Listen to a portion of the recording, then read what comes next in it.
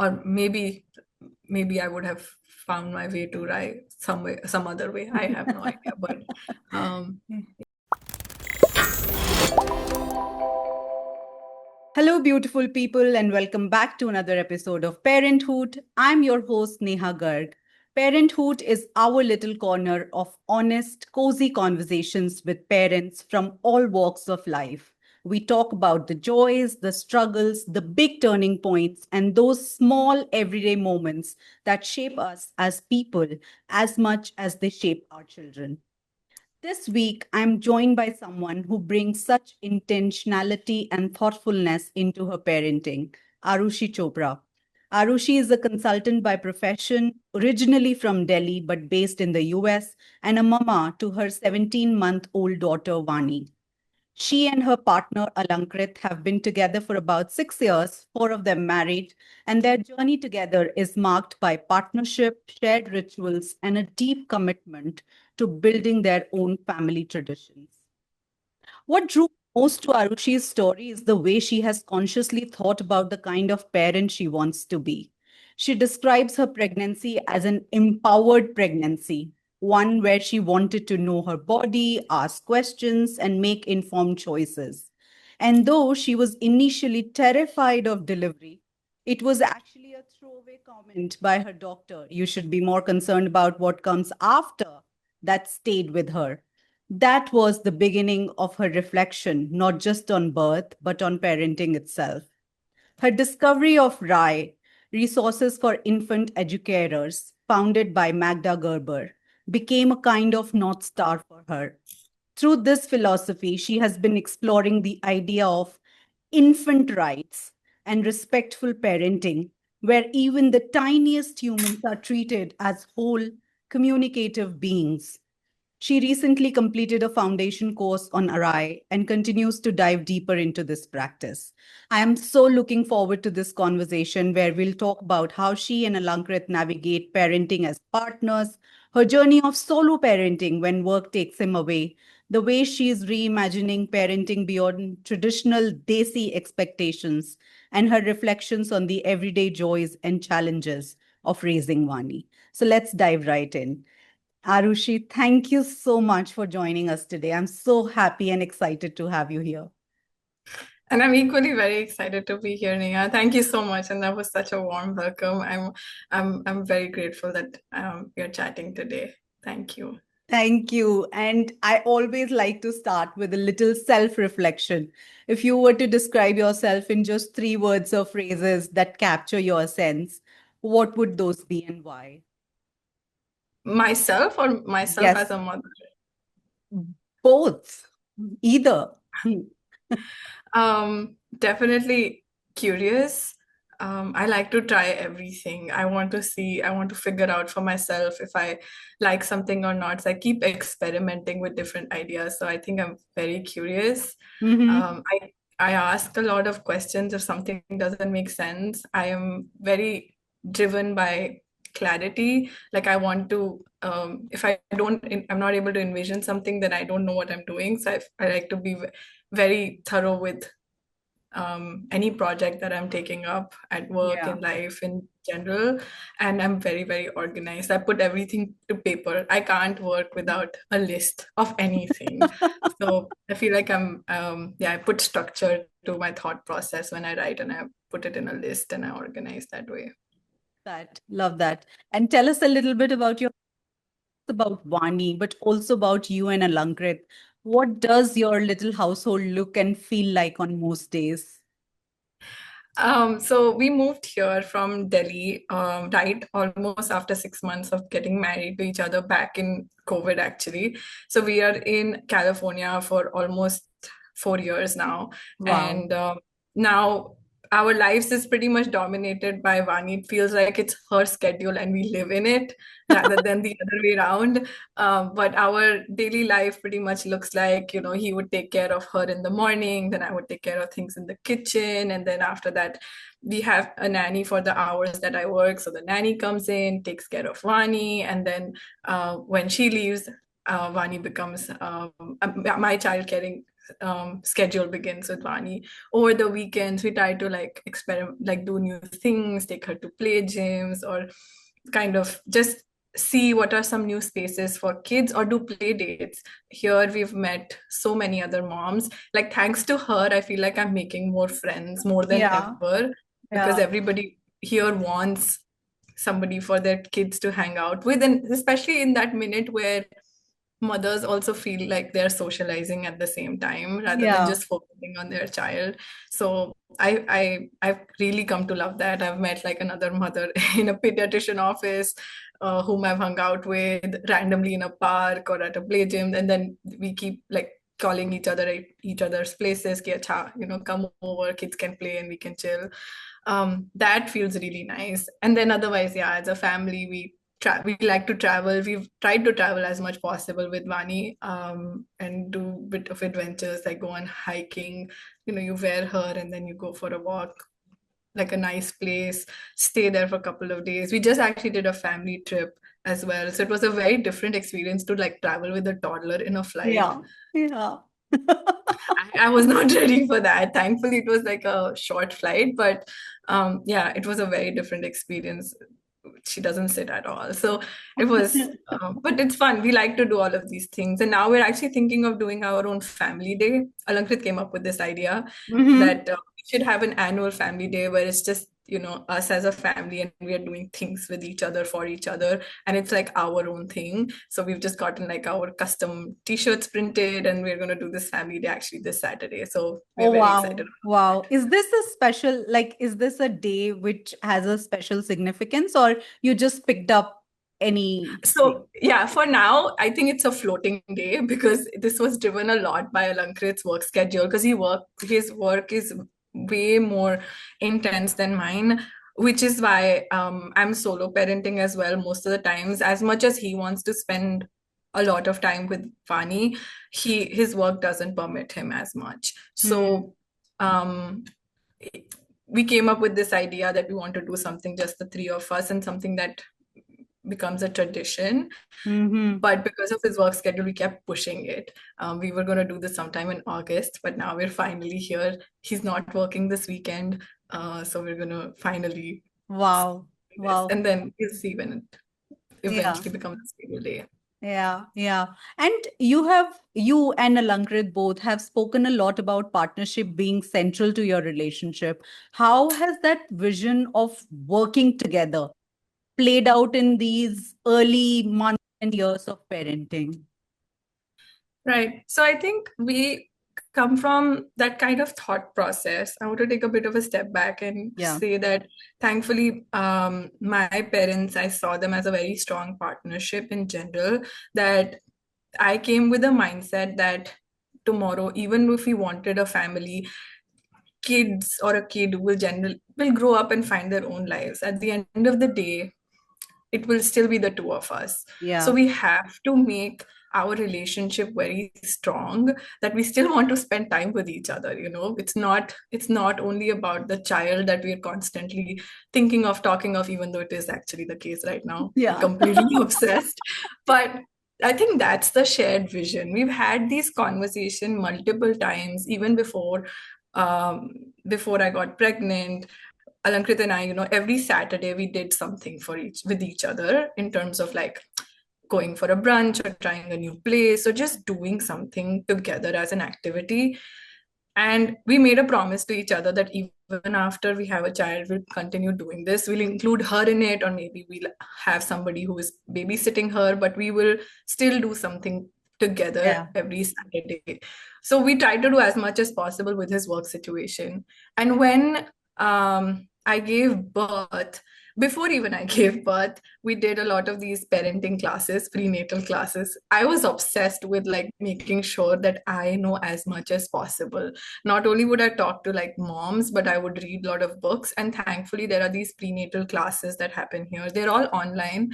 So I went up to Lankrit and I said, we are doing these classes and you're going to sit with me in those because there are no two ways about this, that I'm not parenting alone. You have to learn as well. And he was, I mean, even though it may sound like I'm like ordering him, but he was equally on board. He was throughout the whole pregnancy, he was just telling me, how can I help you? Most like that was majority of the instances. Wherever his work permitted and his time permitted, he was doing things. Like he would cook meals. I think for months he cooked because I just couldn't enter the kitchen also. So I was so grateful for the fact that not only he stepped out, but it didn't feel weird. Why is he cooking or anything? So having said that, we did those classes together to be on board ki acha, there's a new child coming into our lives. What are we going to do? What are the logistics? And then as soon as she was born, I remember at least for the first 10 days, I never even changed her diaper. I was just resting. My mom was here who helped out, but Alankrit did so many things in terms of making sure that she was burped, she was swaddled, her diaper was changed, and I was just doing the feeding part. Um, so that way he really stepped up. And then he just took about 4 weeks or 6 weeks, if I'm remembering this correctly, of leave initially. And then he took his rest of the leaves later. When I resumed work, Yeah.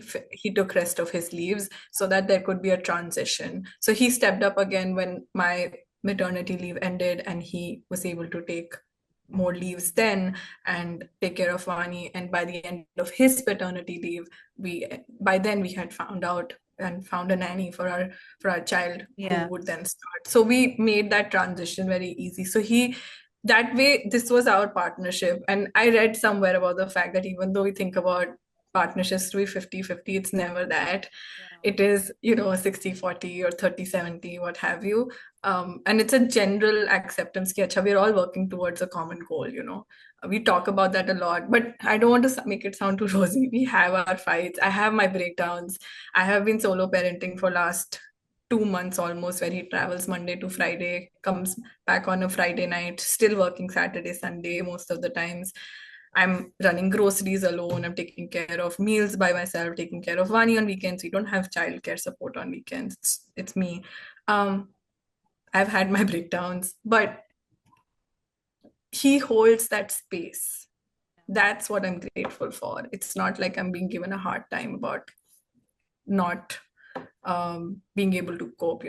I'm being given that space that it's okay to break down. I see you have a lot to handle. I wish I could have helped more. And he's doing whatever he can. So I'm very grateful that there is that communication that happens between the two of us, which is how our partnership is growing, I feel like.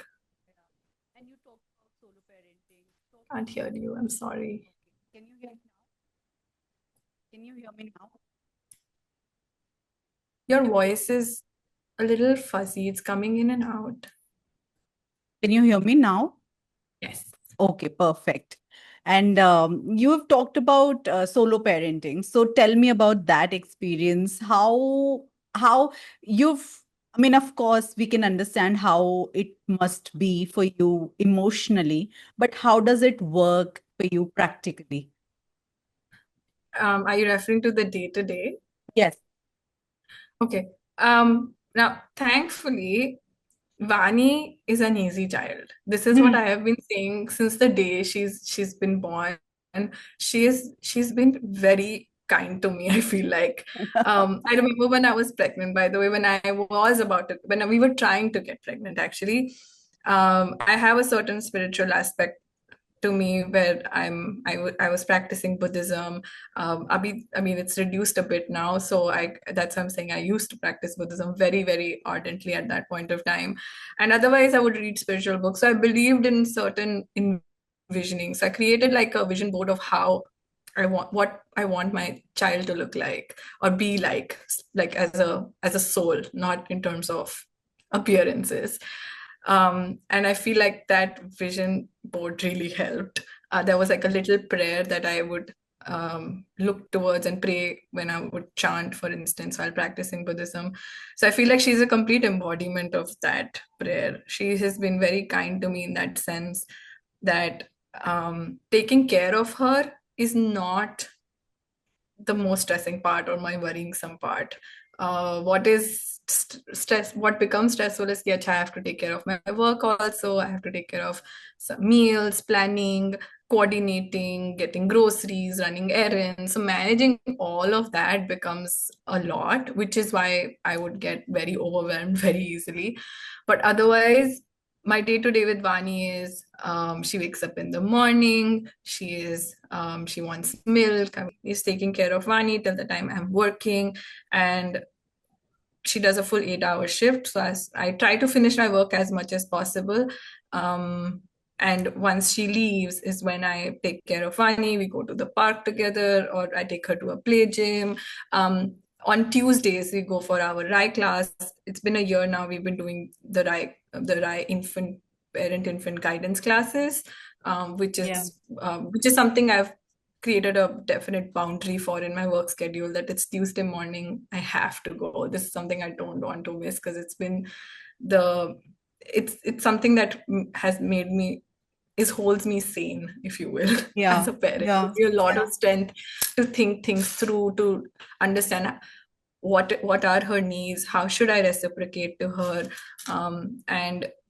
and for her it's a open play space. It's a complete yes space for her, where I don't have to run behind to see, oh, what is she doing now, is she safe, da da da, nothing. She's on her own, and I can sit in a corner and she can play, while I talk to a facilitator who would ask me, oh, are there any questions you have about her, about parenting in general, are you facing any challenges, and then I would talk to her about my, if I have anything to share with her.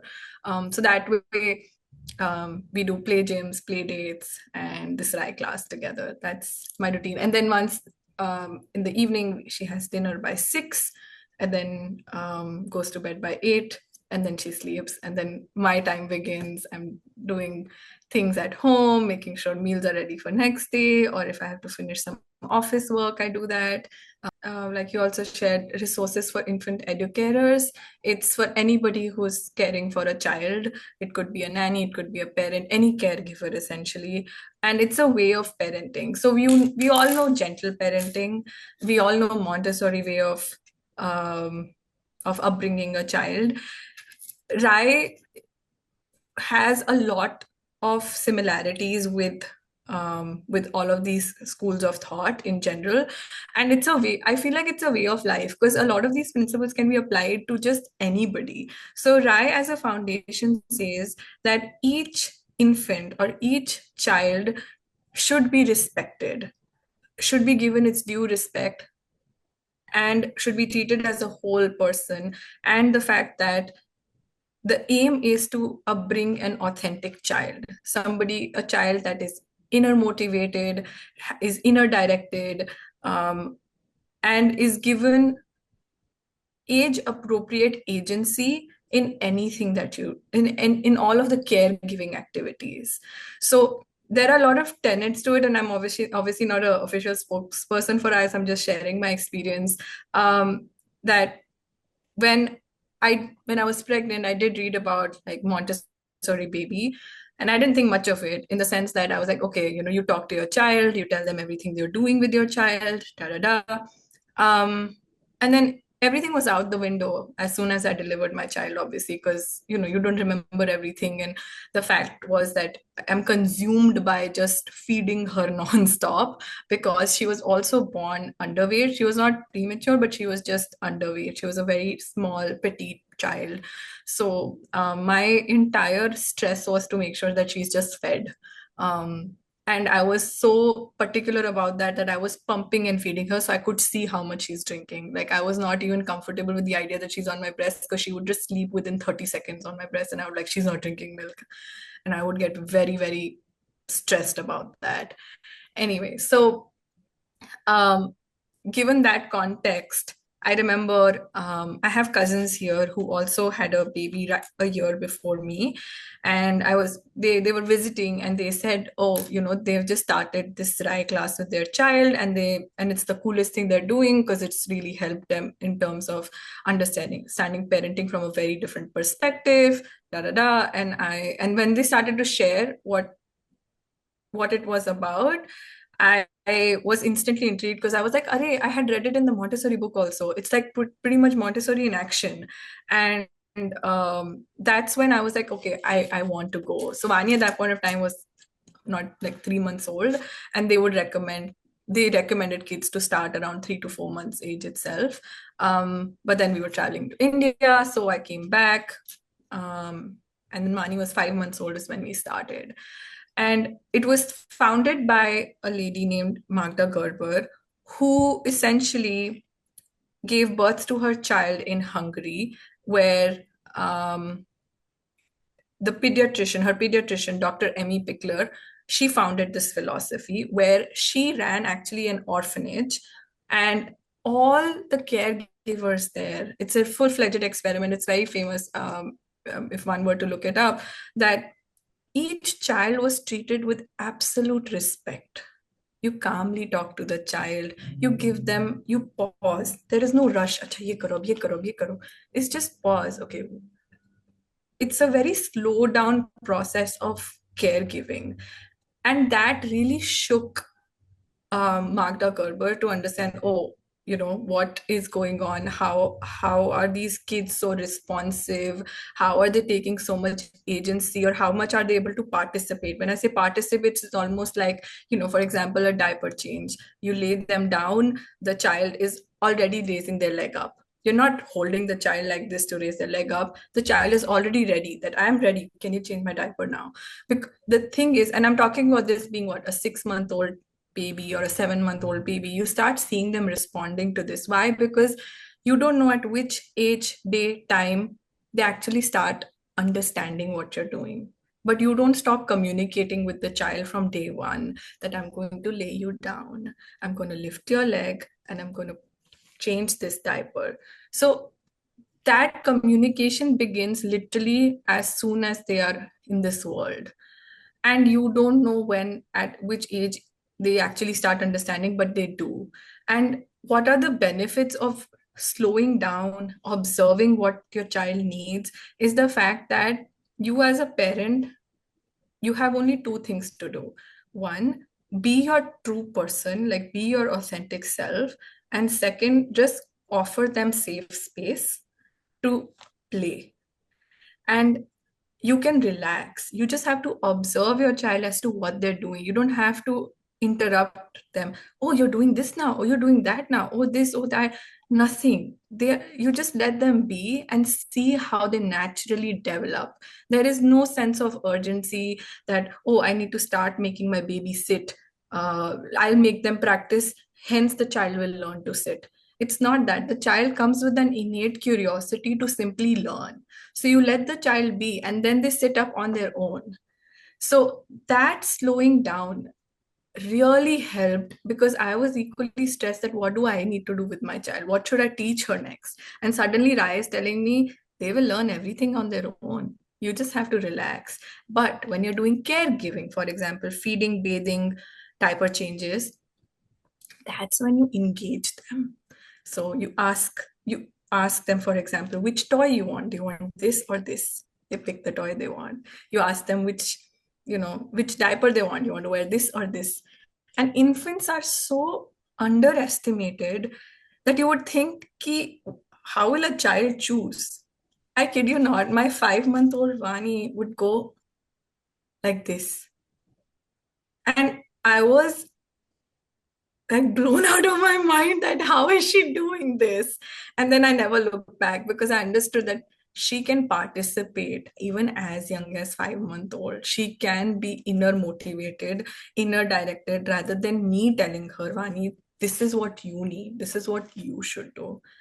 I do obviously create boundaries where I tell her, okay, this is not safe for you, so I don't want you to do this. And having repeated this over and over again for the last 1 year, she understands when I say it's not safe for you, she turns away. I was not waiting for the day that she will start talking and understanding. I was talking to her from the day she was here. So that made a lot of difference in terms of how I should approach parenting, what is my role as a parent, how can I hold space for her. And the reason this stuck so much to me is because I come from a very traditional upbringing, in the sense that my parents are progressive, they are very, very kind, and I've had a genuinely a overall happy childhood, but you see the societal pressure of log kya kahenge, uh, बुआ जी को ये करके दिखाओ, मासी को ये करके दिखाओ, अब ये करो, वो करो, and all of that, you don't realize what impact it has. You suddenly become a people pleaser. You become the kind of person who wants to make everybody happy. There is so much outward pressure to be, that I started realizing this as I became a mother, that I don't, that I started to reflect on myself, that what kind of person I am and how, what am I projecting on my child. And I realized that I don't want my child to be somebody who's constantly looking for cues कि मैं क्या करूं. I want her to be motivated and know herself as to what she wants to do. And that's where the authentic self comes into play. And I remember my first or second class at RAI, like these infant guidance classes, my facilitator is telling me, asking me, whom do you think whose opinion matters the most in your life? Your child's or your mother's? Like she was taking as an example. And I was like, I was like, I don't know what the answer to this should be, because I feel like my own mother obviously like, no, it's your child whose opinion needs to matter the most in your life, because you're caregiving the child. You're not pleasing your mother to take care of your child. You have to make sure your child is a whole person.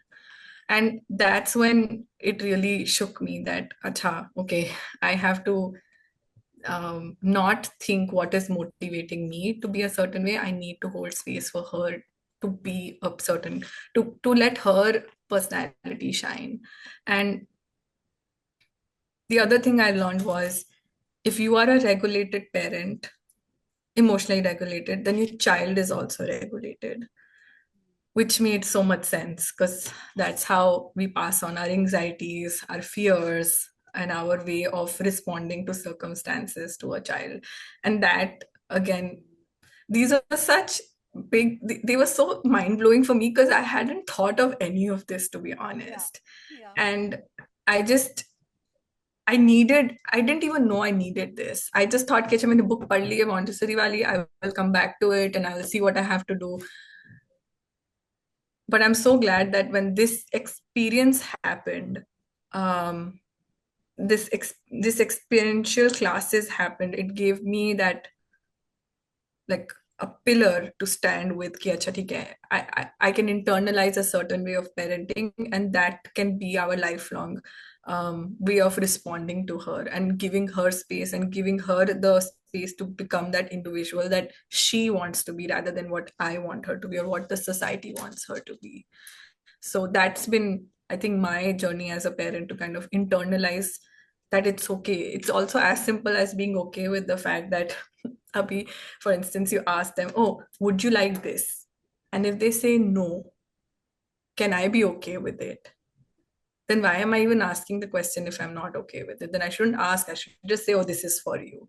So there are two, they're such small things, but they play a big role when there are bigger things at risk, or uh, not risk, but when there are bigger things for which you need to make decision. And this is training me to be that parent where I should be okay with what my child has to say, or if I am asking them, then I should be okay with the response she gives and not already be in my mind, oh, this is not the response I was expecting, that difference. You know what I'm really curious about? आपकी आवाज. Oh God. Is it Now you're fine back. now? Yeah. Yes, हाँ जी. You know what I'm really curious about is I understand this at a philosophical level and a conceptual level, but how does it show up in day to day? Okay. Like right now, what happens? Give us an example of how your philosophy of Rai shows up in your day to day parenting, Vani now when she's about. So Right. So what has happened, one, is that because I've been talking to her from day one, yeah. at the age of almost 18 months, she is a big talker. Also, probably she's living true to her name. She talks. She tells me things that she wants. She communicates really well. which I'm very grateful for because it's one less thing for me to play that investigative role. Ki, acha, what does she want, you know? My day to day. So when she was younger, for example, we would be at home, and if it's her wake window, she's awake, and I would just lay her down. I tell her, okay, I created like a safe space for her to play, basically, that she could go anywhere she wanted. These are her toys. And these are all open-ended toys. These are not toys that she electronic or anything, because it says passive toys make active babies. That's one of the tenets. So made sure that there were these toys that she could manipulate, play, chew on, some of those toys. And when she was a younger, like an infant, like a 5, 6 month old, and she's awake and she's fed, she's diapered, she has no other need to be met, then I would just lay her down and I would tell her, okay, Vani, I'm going to lay you down here. And I would lay her down on her mat and she would just play. And I'm sitting back and I'm just observing. I'm 100% with her. I'm Right. not distracted by my phone or TV. I'm not looking anywhere else. I'm not thinking of anything else. This is her and my quality time. Now, what does this do to a child? The child is then not looking for the parent. कि अच्छा कहाँ गया, कहाँ गया? The child is in 100% focus on the toy, on what they need to do.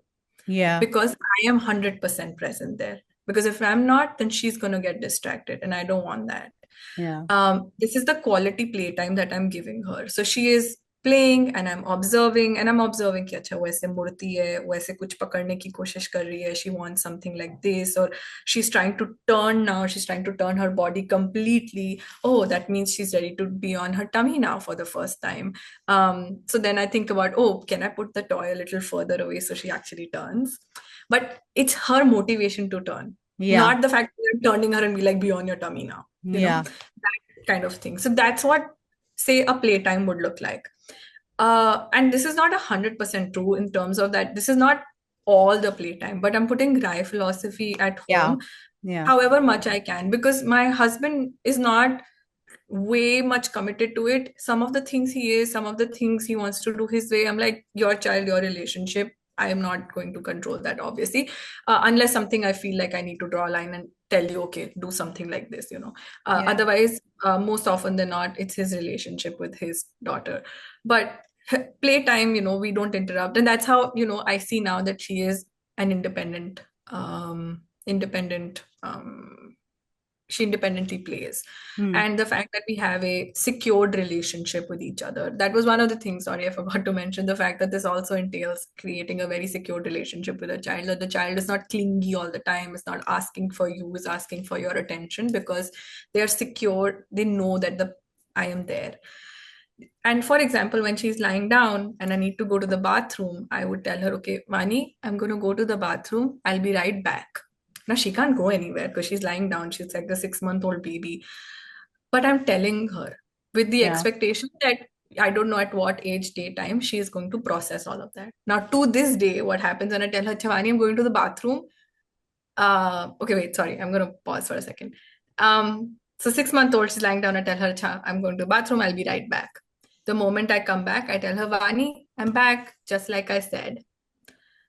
And now to this date, what happens when I go to the bathroom and I come back, she says, I'm back, I'm back. Wow. She knows that this is Yeah. going to happen. And when I go to the bathroom, she's not crying, fussing. There was a time when I would go, when she had started to gain her cognition, and I would go, she would fuss and she would cry. But I would tell her, okay, I see you're sad, but I really need to go, so I'll be right back. You acknowledge, you respect, reflect, and respond to the child's needs. It's not Yeah. like I'm saying, "Acha, tum ro mein ja rahi hu." You kind of say, okay, I see what's going on, but I'll be right back. And it's okay to cry. So that's one. Then caregiving activities is when you spend a lot of time with each other. So I'm going to tell her, Acha, I want to lift your legs now. Can you lift your legs by yourself, or do you want me to do it? So obviously initially she doesn't know what I'm even saying. So I lift her legs up. So she starts associating words with her action. Yeah. So eventually she starts to lift legs on her own. So I tell her, I'm going to wipe you now. So she knows, Acha, what wiping feels like. And I'm putting the diaper. I'm going to put the tape all of that. Clothes. So, for example, some clothes go on top of her head. So I tell her, Vani, this is going to go on top of your head now. So now to this date, it happens that when I say it's going to go top of your head, she's already ready. Acha do. So then Mm. she wears Yeah. like that. Or when it has to slide from her arm, now she knows. If I tell her, Vani, I want to, put this cloth on you, she's like, she puts her arm out, "Ki acha, put it on me." But what happens in this process, it's not like it's cut, cut, cut. Kids take a lot of time to process. They are Yeah. very, very, very, very slow. So what happens in that is that I wait. This is what in Rai they call tarry time, where you wait. You say something and you wait. You wait for them to respond. And sometimes they don't respond. Then you say, okay, I'm going to do it now. So, for example, in the changing the diaper, the legs up, the fact that, I'm telling her, "Achha, I'm going to lift. Can you lift your legs, please?" She doesn't do it. Then I wait for like 10 seconds. Maybe she does it. If she doesn't, then we're like, okay, I'm going to do it for you. But I'm not like, "Achha, tere pair upar kar diye." I'm being I'm respectful to her body, essentially. I'm Yeah. not treating it like an object, essentially. And there is no, obviously, there is a sense of rush when you have to do something rushed. So I would tell her, okay, Vani, today I'm going to be very fast with this because I really need to get this done and I have something else to look towards. But I'm being honest about my intention. She's Yeah. not left questioning ki ye ho kya raha hai mere saath. Mm. And the fact that initially when we would do diaper changes, she used to cry. We used to give her toys. Ki jab tak she's munching on her toy, I would quickly change her. That completely changed for me when Rai happened because I realized that she needs to be engaged in that activity. Similarly, when in bathing, I used to have toys for her when she used to take a bath. I've taken out all the toys now because now she's like putting water on herself. She wants to scrub soap on herself. So that's what the impact is, that I would say, "Achha, I'm scrubbing soap on your body now. I'm taking your arm, I'm taking your leg, da da da." So now she knows what the drill is. Yeah. Otherwise, if it's just a toy, if she's distracted by a toy while I'm doing all of this, then I'm probably telling her that your body is not that important. I'm doing something to your body, but more important is your toy. So you pay attention to that while I do things to your body. Yeah. But that's not the message here that I would like to give. I would want her to be, she should know what is happening to her body. And it's her own body, and it's such an intimate thing, bathing and changing diaper. Um, you're dealing with a very vulnerable state of a human. So it's respecting that state essentially. And very similarly, while feeding, um, she's like, there are no screen times, there's no Mm. story, there are no toys or anything. It's an engaged activity. I don't put like food in front of her and she's eating by herself. That doesn't happen. She'll start throwing it everywhere. But I give her one piece at a time and she Mm. picks up and she eats. Once she finishes, I give her another piece, she eats. Some days it's like that, some days it's a mix. She's eating one piece, but I'm feeding like three pieces to her by my hand. So it's a mix. It's not 100% everything is Rai, but I try to do as much as possible. Like in Rai, they say, are you there in spirit? Are you Mm. actually respecting the child in spirit? Are you giving them the space to participate in an activity in an age appropriate manner? Then then I mean, half the battle is done, because then you've given an agency to the child to be part of the things that are being done to them as part of caregiving. And then playtime, it's the same now. As an 18-month-old, we have her room which is completely childproof, so she goes and she plays there. um, and I just sit. I would just watch her while she's playing. And if she wants to read a book, she gets the book to me, tells me book, then I would read to her. Otherwise, she's like, I want to pick this, I want to do this. And then she's just doing, and I'm just watching her. I am watching her, or the nanny is watching her. Now, the good thing about the nanny situation has been we found somebody who is Indian, and she um, was very open to learn. She didn't come with preconceived notions. So she would go Yeah. with me to try classes. That Wow. has helped. So Mm. has been able to put a lot of things into practice. And if not that, then I monitor, because I tell her ki acha, give her the space to play. Don't overindulge. So there are moments, obviously, we sit with her, we do numbers, we do flashcards, we do all of these things, but we also do Rai. And Hmm. like it's a mix of both. It's not, Hmm. I don't want to even sound like somebody who's like doing this, like this utopian thing. No, it's never like that. She has her days where she's so fussy, she doesn't want to do anything. Then I tell her, okay, I see you're really frustrated today, something's bothering you. We'll try it again in like 10 minutes. Or Hmm. I'll give you 5 minutes, and then she's still not listening. I'm like, Vani, we need to change your clothes now. I'm sorry, but I'll have to. So I take her and then I change her. Whatever. If she's wet her clothes and she doesn't want to get it changed, I mean, you choose your battles. Give her Yeah. 5 minutes. She still doesn't want to. Then I'm like, "ठीक है, चलो, I have no choice, but I have to Yeah. clean Yeah. you up." Yeah. Yeah. So she doesn't like getting her mouth wiped at all. I tell her, I know you don't like it, but I have to do it. And then I do it.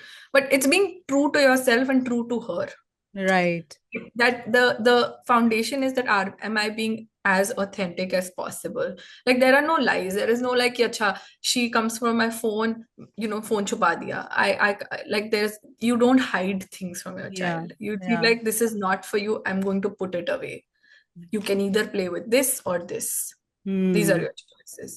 Yeah. But I'm not going to hide. I'm not going to lie to you. I'm going to give you all honest answers, because I want you to be an honest person, or somebody who knows yourself and has a secure relationship with me. She's not constantly doubting, कि अच्छा mummy's hiding things from me, or manipulating me, or how do I manipulate my mother in return to get things out of her. I don't want those dynamics at Yeah. all. Yeah. So It's it's beautiful how an abstract philosophy comes alive in the everyday. What I'm interested in knowing is that can you can you like see it from a zoom out perspective and think about how it has made your parenting different, like the Rai lens. Can you just like see how it has made all the difference in your parenting versus if you didn't have this philosophy? 100%. Oh my God. I would have just been reading books and reading things online or like blogs. I mean, to be fair, I don't consume any parenting content online, but I think I would have definitely gone, because I have a very close friend who reads a lot of books and also looks up a lot of stuff online. So I feel like maybe that would have been, I have been, or I would have talked to other moms. I would have read books on gentle parenting, or something like that, for sure. Because I think, as Indians, as the best part about our culture and our tradition is the village we grow up with. Yeah. But the most negative part is actually the same village we grew up with, because they can be very, very overbearing. So I really miss the fact that, or feel bad about the fact that Vani doesn't get to spend as much time with her grandparents like I did. I grew up in a village of cousins and family, always something happening. We are meeting for tiniest of festivals, like smallest and the biggest festivals. There's something always going on. And I feel like Vani really is going to miss out on all of that. And I feel really bad about that, to be honest. But at the same time, this distance has really helped, because it gave me the opportunity to be the kind of parent I wanted to be. Like, Yeah. it gave me the opportunity to experience that, rather than going to like my mom or my mother-in-law asking कि अच्छा अब मैं क्या करूं. Hmm.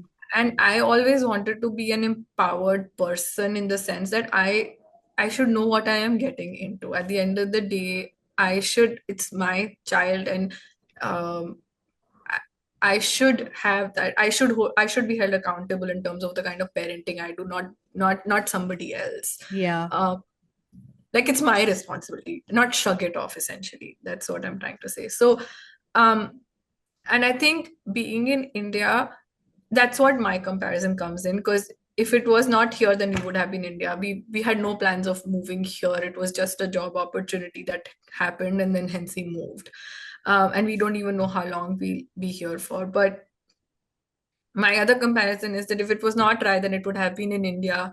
I don't know what I think I would have done, but I would have easily relied on help that was readily available, such as parents and in-laws, and just just the village itself would have said, "अच्छा हम देख लेते हैं, हम कर लेते हैं, तू आराम कर, या you work and we'll take care of everything else." And I feel like I would have easily given up and given in that sense that okay, somebody Yeah. else is taking it, I don't have to think about it.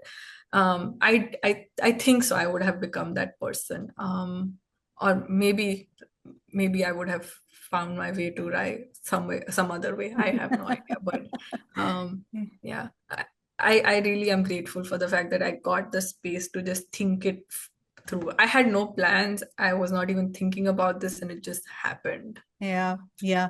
And you talked about the village, what does your village look like here? What are the who are the people or networks you lean in on this journey? Mostly, okay, so this is also a really fun story.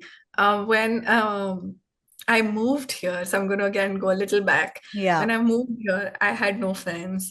I had a cousin who lives here, and he also has a family and has a very busy life. And how often are you just hanging out with a cousin, right? You need yeah. family, you're like friends of your own. And my husband at that point in time was also preparing for a competitive exam. So he was busy. So I went to Bumble BFF and I made friends here. And three of my closest friends today are from Bumble BFF. And we Wow. are actually part of the same group now. We all hang out together a lot. And I remember that January of 2023, we're all hanging out, and one of them was very upset and is sharing with us that how she's been trying to conceive for last few months and she's very dejected. And this is the first time that I'm seeing somebody open about getting pregnant. Like, I don't think people openly talk about that. And we're all Indians, by the way. We've been in the US for various amounts of duration, but Yeah, we are all people from various parts of India. And I was very surprised, and she was sharing her experience, and suddenly the other friend goes saying, "Oh, I'm so glad you're talking about this because we were just thinking about starting very soon, like starting to conceive." And then I also pitched in by saying that, yeah, we are also thinking about getting pregnant later this year. And suddenly the three of us realized that we're all on the same timeline. yeah.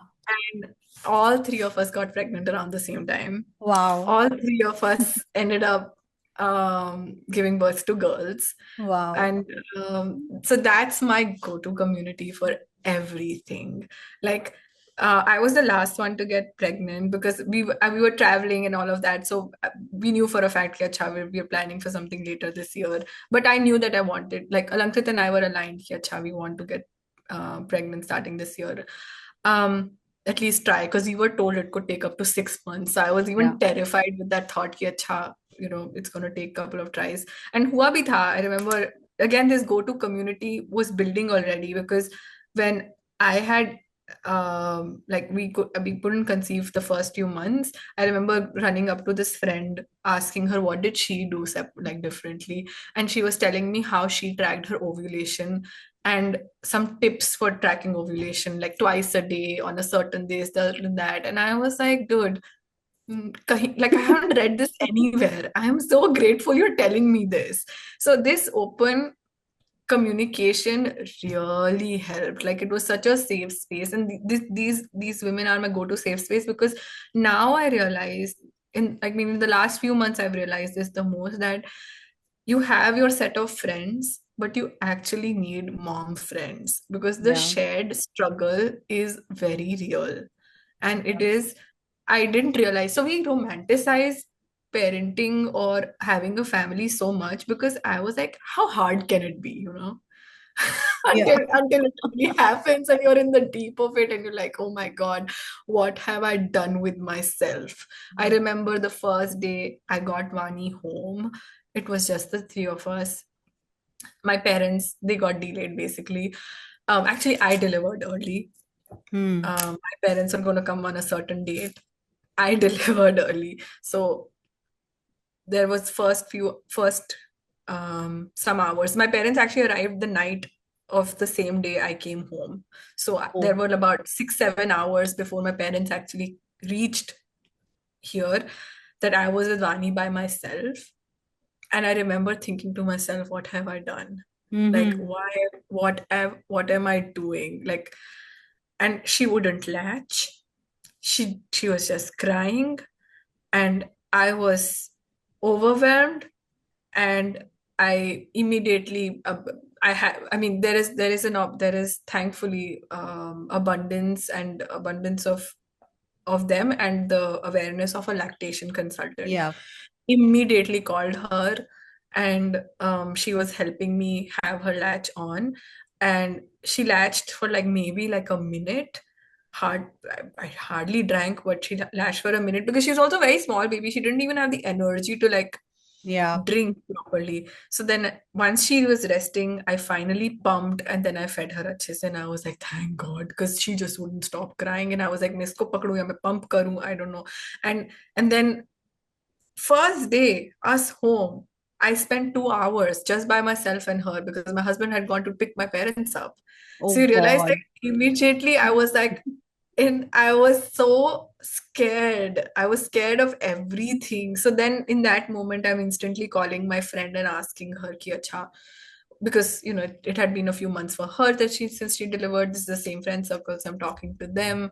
They were the biggest support. So them and now the nanny, of course, um, and my cousins here because they were really helped out as well. So this is my go-to village at this point of time. Yeah, yeah, beautiful. And tell me, how do you talked about the family day, so, and you talked about your shared love for rituals and creating your own traditions. Do you have some more ones that you have started with Vani?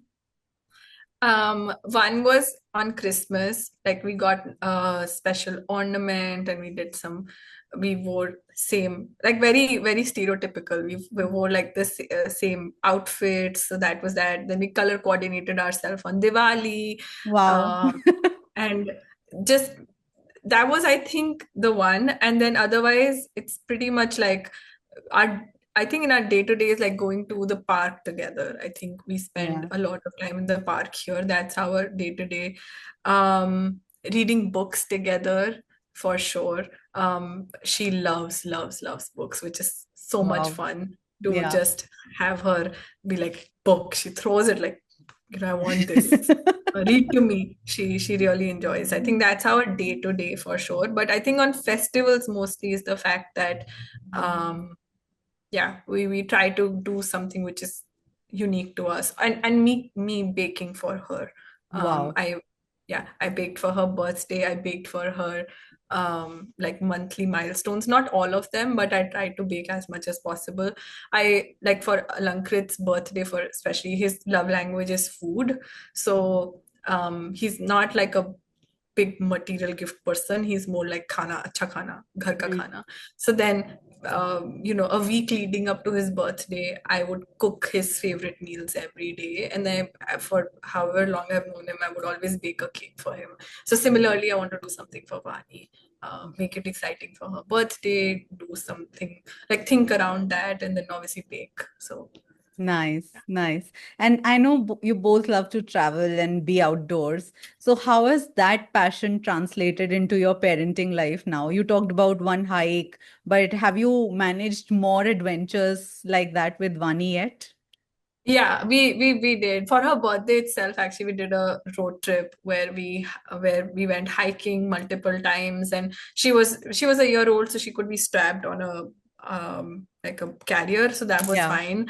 The other outdoor activity we do together is we took her swimming this summer. We Wow. tried this. I mean, she's not swimming, of course, Yeah. but she's in the water. She's splashing. We put her in a tube. So that way we spent a lot of family time together. So that outdoors. And this summer again, when we traveled with our parents, my parents were here, and we traveled here and there with them. So that really helped. That when we would have Vani stay with them, and Alankrit Yeah. and I would do our own outdoor activity essentially. Yeah. We went kayaking. We love to kayak. We've done that in multiple locations. So we went kayaking this summer, and we went to new parks around for Yeah, hiking. So yeah, I think that kind of outdoorsy things. yeah, She I think she's yet to, I think, get more integrated. We haven't traveled again with her. Actually, when she was 3 months old is when I think we did the bigger adventure. We took her to a national park with us, but she was yeah. so tiny, it didn't matter. So hiking with her then was a lot of fun. We hiked like multiple places. Because she was so small, she was just on the body, and we would go everywhere. I think it is very encouraging because this part of the world here, I mean, it has its own cons, but the encouraging part I feel like is that you see a lot of moms up and about and Hmm.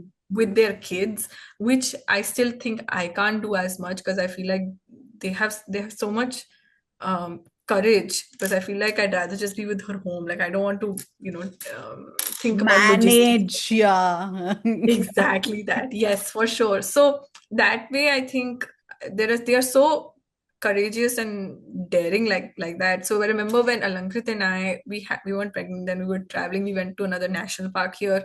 We saw a family with such a young child that it felt like they had just delivered and now they're in the national park. It felt like that, and I was like, I can't even imagine.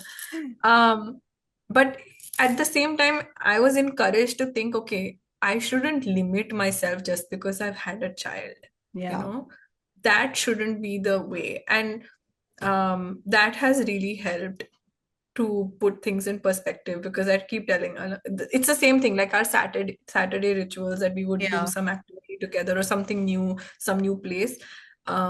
We've integrated Vani into it. Around her schedule we work, like she needs to nap a certain time, so we go before that, after that, or we'll do something. But I feel like that shouldn't be a limiting factor. Yeah, yeah, beautiful. And tell me, we are coming to an end to this conversation for today, but I have two more questions for you. If you could sit across your pre-parent self and offer her some advice, what would you say?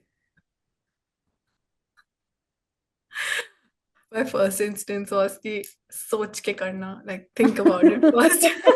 Think what you're getting into. It's the most important job or task or responsibility that you will ever have. Hmm. um, it's one of the most underestimated, undervalued aspect of our society, because I see that come into play through our work, or just in general, like talking to other people, how they have to navigate so much to make their parenting work. So I feel like it's almost like saying to myself that think this through, and even if no matter how much you plan, it won't help until you're actually in the thick of it. Because I think that's what we romanticize parenting, like as a family, so much that, oh, this is what it's going to look like. We're going to have a Yeah. bustling family, kids running around, all of that.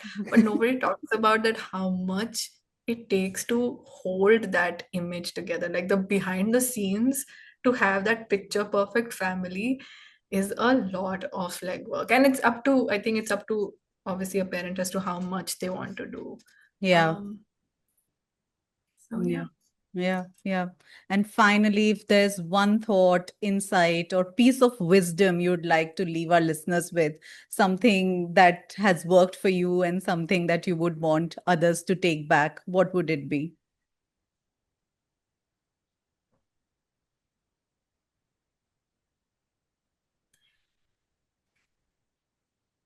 So when I was doing my RIE course, I did a reading which says, I don't want to misword quote this, but the narration was that, um, I am babies are not cute. That Hmm. was the headline. The reading was to the effect that infants or babies are not cute objects. Hmm. Treat them as humans, treat them as infants, give them respect, and step back and observe what your child needs. You will never know what your child needs. Your child will tell you. They come with age appropriate way of telling you what they need. So only if you were to just step back and tune in, then you don't have to do the Sherlock work of like figuring out what your child needs. You will be attuned to them and they will respond back. So yeah, I think that. Yeah, how insightful. Like I think that's such a powerful way of looking at infants and children in general. It's thank you for sharing that. And Thank you. Arushi, thank you so much for sharing your story with us today. What I loved most is that how you've turned parenting into a conscious practice, not just something that happens to you, but something you're shaping actively. Thank you so much for being here and thank you. Just thank you. Thank you so much, Neha. Thank you for this platform, the opportunity. It has been so wonderful to have just met you and met a fellow mother, and now being on this platform. I'm very grateful. Thank you so much. Thank you. And to our listeners, thank you for tuning into Parenthood. If this conversation resonated with you, please share it with a friend who might enjoy it too. Don't forget to subscribe or follow Parenthood on your favorite podcast app so you never miss an episode. And if you've got a story you would like to share or a reflection from today's episode, I'd love to hear from you. Until next time, take care of yourselves and each other. Bye bye.